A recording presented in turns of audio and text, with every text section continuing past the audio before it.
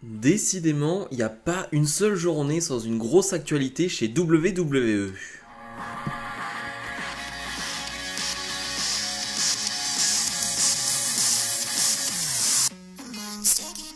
Et bonjour à tous. Aujourd'hui donc, on va revenir sur une information qui nous a été donnée hier par Fightful qui concerne Sasha Banks. Décidément, quand on parle de départ féminin, ben ça fait beaucoup. Là, en 2 jours, Sasha Banks qui aurait quitté la WWE cet été. Alors oui, on peut se dire, pourquoi il nous en parle maintenant? Pourquoi on en parle maintenant alors que ça date de cet été? Eh bien parce que ça n'avait pas été confirmé. Déjà, ça n'a jamais été confirmé par la WWE. Bon, ça, on peut s'en douter parce que la WWE ne confirme jamais rien. Pour le coup, hein, les départs, etc. La plupart du temps, ce n'est pas confirmé et on l'apprend juste par des sites de news américains. Mais ce qu'on peut dire, donc, c'était que cet été, il y a un certain journaliste qui l'avait dit, Sasha Banks et la WWE ont résilié, enfin, la WWE a résilié le contrat de Sasha Banks. C'est un accord commun. Voilà, les deux voulaient s'arrêter. En tout cas, Sasha Banks voulait s'arrêter. La WWE a accepté cela. Et donc, c'est ce journaliste, je vais essayer de ne pas écorcher son nom, Raj Giri, qui nous avait informé justement de cette news.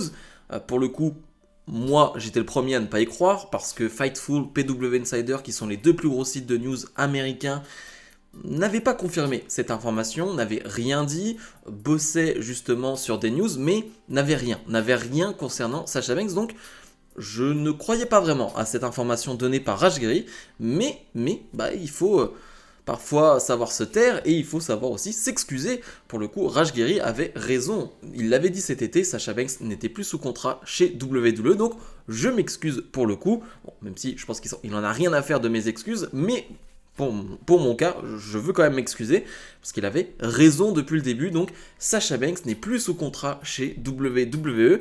Autre information, du coup, on le sait, Sasha Banks va apparaître lors de Wrestle Kingdom qui aura lieu en janvier, il me semble, donc à la NJPW.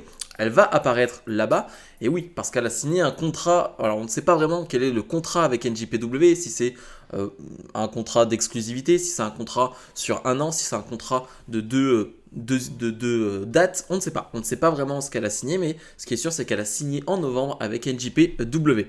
Voilà, ça c'est les informations brutes et nettes. Alors, ce qu'on peut en dire, est-ce qu'on pouvait s'en douter? Oui, parce que si on en croyait ce journaliste, eh bien, c'était le cas. Elle n'était plus sous contrat chez WWE depuis cet été. Il nous l'avait dit, il nous avait prévenu, donc on pouvait le croire. Et aussi, forcément, ça fait écho à une interview qu'avait donnée Triple H cet été où il parlait de Sasha Banks, on lui posait des questions sur Sasha Banks, on lui parlait d'un retour, est-ce qu'elle allait revenir, etc.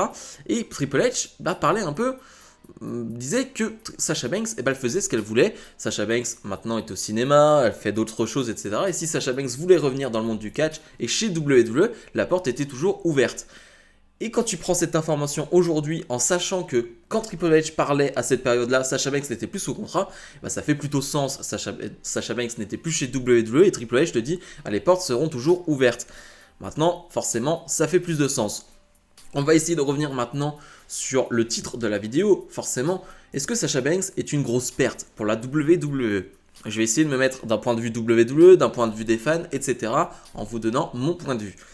D'un point de vue WWE, oui. C'est une grosse perte. C'est une grosse perte. Attention, je vais essayer de donner des échelles. C'est une grosse perte pour la division féminine. C'est une grosse perte pour la WWE parce que Sasha Banks, il faut le rappeler, elle a fait un main event de WrestleMania.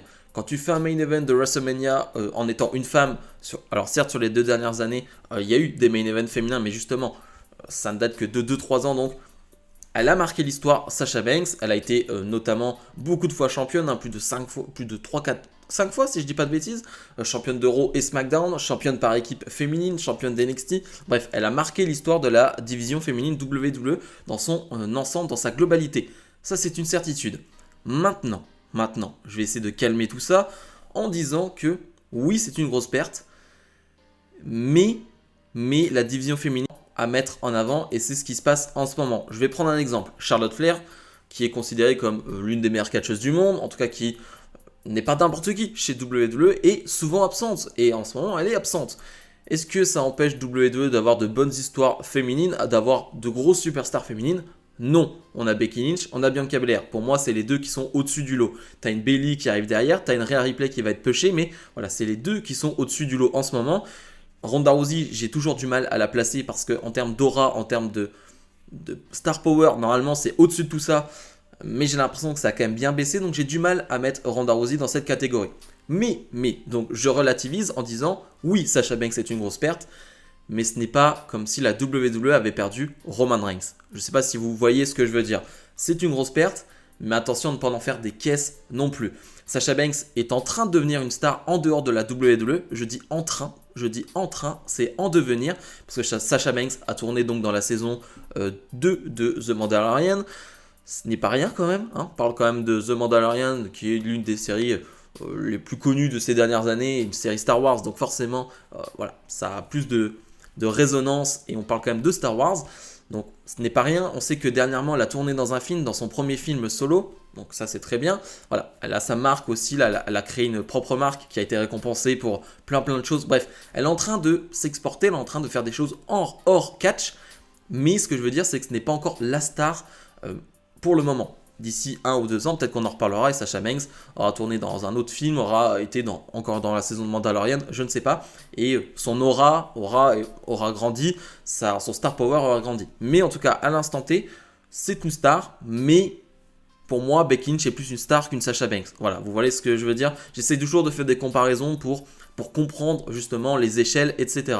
Donc oui, c'est une grosse perte, mais ça ne va pas causer la perte, justement, ça ne va pas causer de gros problèmes à la WWE, car il y a un roster, il y a des choses à faire avec d'autres femmes qui sont présentes. Et dernier point, Sasha Banks n'est certes plus sous contrat chez WWE, a un contrat avec NJPW, mais ça ne veut pas dire que Sasha Banks ne va pas revenir chez WWE. Comme l'a dit Triple H, la porte est toujours ouverte. Sasha Banks, quand elle voudra revenir, elle reviendra.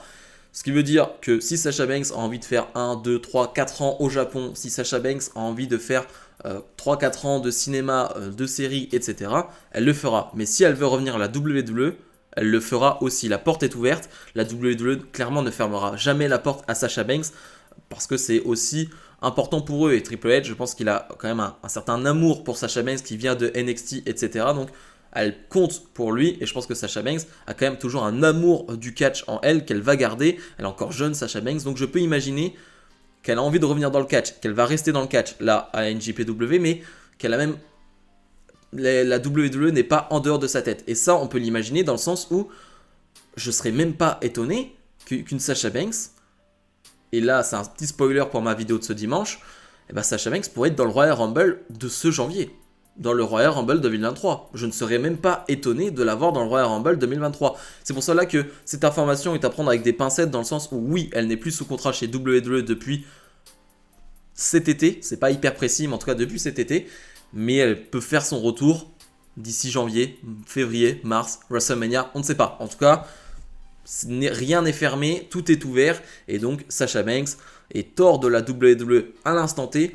Mais bon, on sait comment ça va très vite dans le monde du catch, surtout dans cette année 2022 où on a vu que tout pouvait se passer, vraiment tout pouvait se passer. Donc voilà, n'ayons pas peur de dire que Sasha Banks chez WWE, l'histoire n'est pas totalement terminée. Bref, c'était donc l'information du jour. Décidément, sur les 2-3 derniers jours, il y a des informations, il y a des choses à dire, et forcément ça me fait toujours plaisir d'en parler avec vous en vidéo. Bref, comme d'habitude, n'hésitez pas à mettre le pouce vers le haut et à vous abonner.